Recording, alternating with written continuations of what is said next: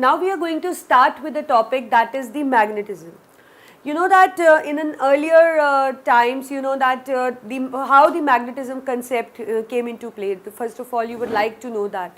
You know that in the we know that the earth has three layers: crust, mantle and core. You know that in the core of the earth, that means in the center of the earth, there was a substance found which was able to attract certain substances towards itself. Again, I am repeating, just listen to me carefully. In the core of the earth, you must have studied in the social studies that the earth has three layers: outer is crust, middle one is mantle, and the inner to it is the core. So in the core I am talking about, there is a substance present, not only that time, present now also, that and that substance could attract certain substances towards itself. And you know that what is the substance actually? The chemical composition of that substance is Fe3O4. The chemical composition of that substance is called as Fe3O4. And if we talk about its common name, it is called as lodestone. It is called as lodestone. And it has a chemical name also as magnetite. As magnetite. So in the core of the earth, there is you can say that there is a substance which could attract certain substances toward itself, and that is called as lodestone. From here the you can say that concept of magnetism came into play. So it was called as it was present naturally in the nature, so therefore it is called as natural magnet. It is called as natural magnet. It could attract certain substances towards itself, or you can say it is the reason that we say that everything is going towards the earth, or everything is being attracted by the earth. So that attraction is merely due to this natural magnet, that is the lodestone, which is also called as magnetite. So from here the magnetism came into play, and then there was a the scientists start preparing the artificial magnets or man-made magnets. So I think till now it is clear that what do we mean by magnet? Magnet is a substance which could attract certain substances towards itself. So magnet is a substance which can attract certain substances toward itself. Not all the substances are being attracted by the magnet. The ones which are being attracted by the magnet are called as magnetic substances, and the one which are not being attracted by the magnet, they are called as non-magnetic substances. As you must have come across many substances which can be attracted by a magnet. For example, if I say I have a mixture of iron and sulfur, let's say this is my mixture, this is sulfur powder, right, and in that there is a chips present of iron. Let's say these are the iron chips. So if I bring magnet toward itself to this mixture, then what happened? They get attracted, these blue ones, that means the iron chips get attracted, but sulfur remain unaffected. So that means there are certain substances which can be attracted by a magnet like this iron chips, and they are called as magnetic substances, and those which are not being they are called as non-magnetic substances like sulfur. So if we talk about the mixture of iron and sulfur, iron is magnetic and sulfur is non-magnetic. Right. So this you need to know, that not every substance is being attracted by the magnet. There are few substances which a magnet can attract, and there are certain substances which remain unaffected. So this is what is the magnetic and non-magnetic substances. So like with the advancement that a magnet was known, so as I told you that the people start preparing artificial magnet, not all common people, I am talking about the scientists, or they start making a man-made magnets. So artificial magnets were made of different shapes. Out of that, the common one is a bar magnet. Out of that, a common one is a bar magnet. So if somebody asks you about bar magnet, you need to say that it is rectangular piece of magnet. It is rectangular piece of magnet. And how you are going to show it by figure? Just by drawing a rectangle. So this is a bar magnet. Likewise, another shape magnet was also made. that is the horseshoe magnet. That is the horseshoe magnet. And what is the shape for it? It is U-shaped. It is U-shaped. And if we draw its shape, it is like this, like this. So this is the horseshoe shaped magnet. Likewise, the magnetic compass. Likewise, the magnetic compass came into play. Now we have magnetic devices like magnetic compass. We have magnetic needle. You must have seen all these things. Magnetic compass is a small compass which is pivoted, which has a pointer which is pointed from the center, and it is just free to rotate. And the pointer, like I'll draw the figure for that also. Magnetic compass looks like this. There is a pointer, it is pivoted from center, like this. It is pivoted from center, and this is free to move. So it just indicates, and there even the directions are mentioned in it, and they just rotate and give the magnetic deflections. Likewise, we have a magnetic needle. It is like this, again pivoted from center. It is present like this, and even it is free to show the deflection. So these are certain magnetic substances which came into play, and all of them came into play just after the discovery of the lodestone. After the not the discovery is the current discovery is not a correct name, as it was already present in the core, but it was the, you can say at that time people came to know about it, right? So this is the lodestone which gave rise to a magnetic concept, and from a magnetic concept we just derived artificial magnets, that is the man-made magnets. Now there are certain facts about magnet. There are certain facts about magnet. Now let's see that what are those facts. First fact is that suppose you take a magnet and you just tie a thread with it.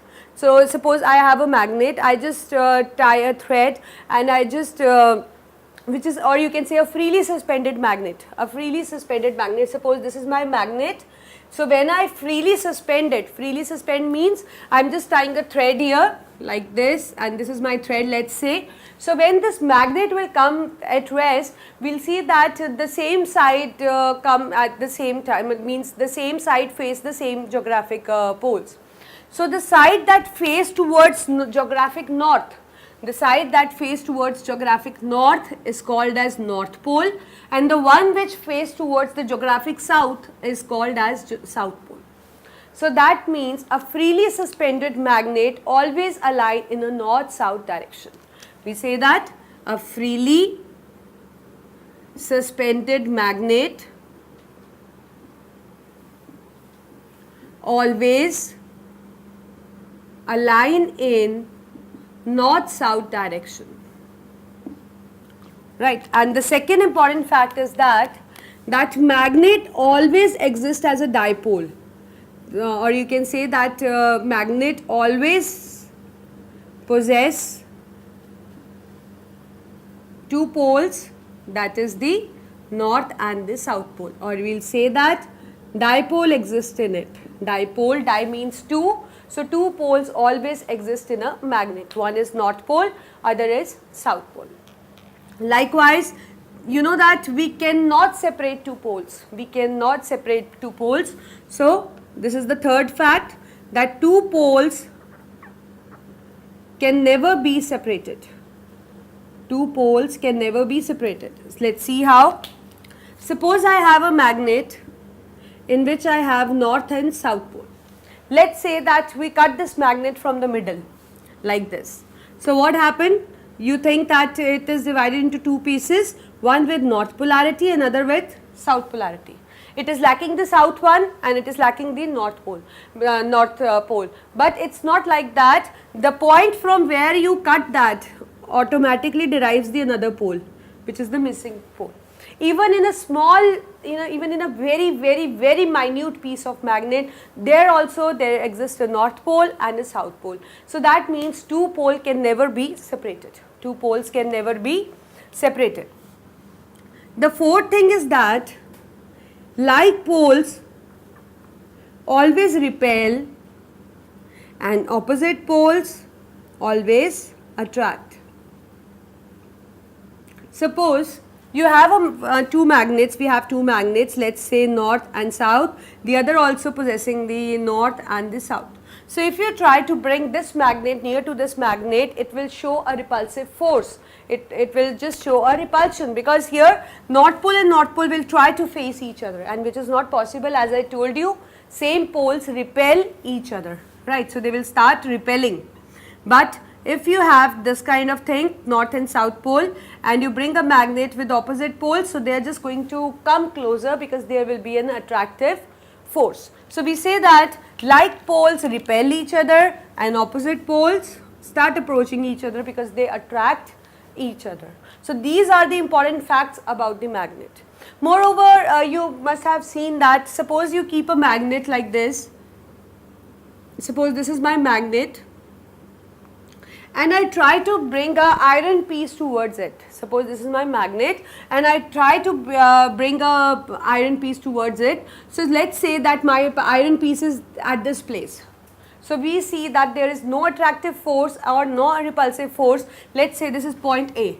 So we say that at point A there is no attraction or repulsion shown by the iron piece. Let us start moving towards the magnet.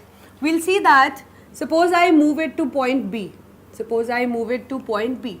So at point B, I am just feeling that my hand is just going towards the magnet. So it's not my hand actually, it is the attractive force which is just pulling the iron object toward itself, and that pulling force comes from the magnet. So as you will say that like if I say that in this case that the piece is not joint with the, or you can say the piece is not close to the the magnet, but still we can feel that attractive force. You know that why it's so? It is because whenever you keep a magnet, it develops a small area around it. Whenever you keep a magnet, it develops a small area around it. It's not too big area, just a small field, you will say that, where the magnetic effect can be felt, and that field is called as magnetic field. That field is called as magnetic field. So what is magnetic field? I am just going to write here.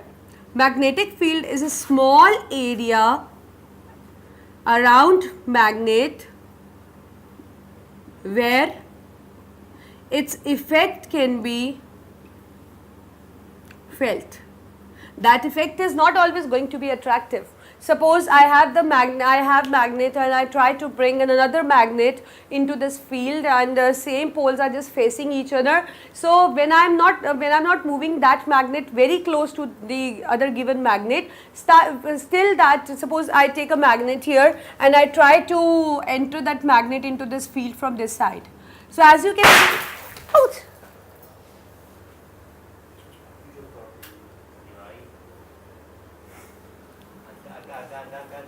ओए आग लग गई भाई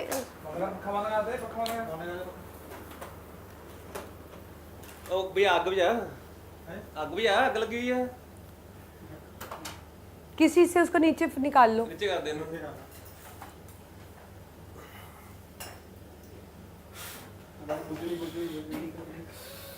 ओहो पाँव में लग गई बहुत ज्यादा टच हो गया कंच लगा है नहीं कंच नहीं गरम चिंगारी सी लगी अभी भी लग रही है नीचे से थोड़ा सा आटा मंगवा के लगवा लो हाँ